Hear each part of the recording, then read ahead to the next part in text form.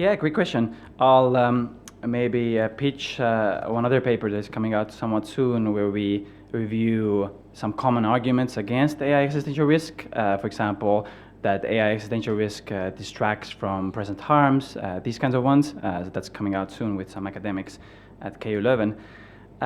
Yeah, my general view is, well, I mean, kind of as a first proxy, I think it would be reasonable to think that if we include more risks into our focus, that hinders our ability to focus, right? Prioritize. It's like a lot of different risks might be there if you, for example, if you focus on fairness, that requires some type of action perhaps. If you focus on, I don't know, CBRN risk, that requires maybe some other action. So it looks as a proxy for sure that there could be some type of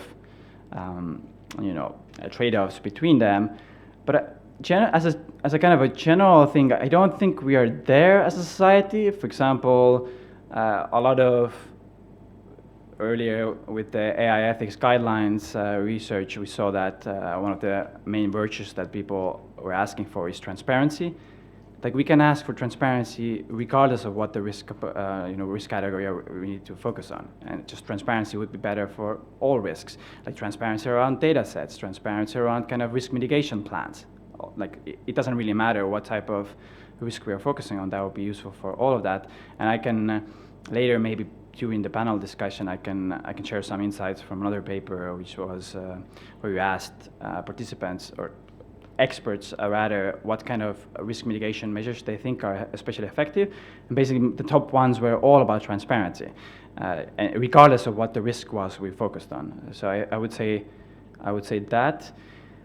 One other thing I would highlight is, for example, when people talk about how back in 23 the existential risk focus started to be much more serious, people started talking about how, well, this existential risk focus now is taking away attention from these immediate present harms.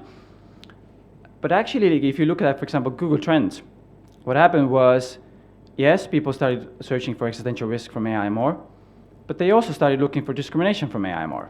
Both were amplified. So it's actually possible that if you focus on existential risk and you advocate focusing on those more, that actually leads to just people caring more about all kinds of risks generally. Because most existential risk proponents, they don't really advocate for focusing on existential risk without focusing on anything else, only prioritize existential risk. Most of them don't say that. Most of them would say existential risk should be a priority, but other things also matter. And that if you make that message, then existential risk probably will amplify other risk focus as well, because existential risk is the worst risk that could happen. Everything else is also in that category, or related to that. So yeah, generally I would think, yeah, theoretically there's a possibility that existential risk could take away attention from others or hinder our ability, but I don't think that's practically, I don't think we have empirical reasons, and also practical reasons. We don't have that, I think, right now.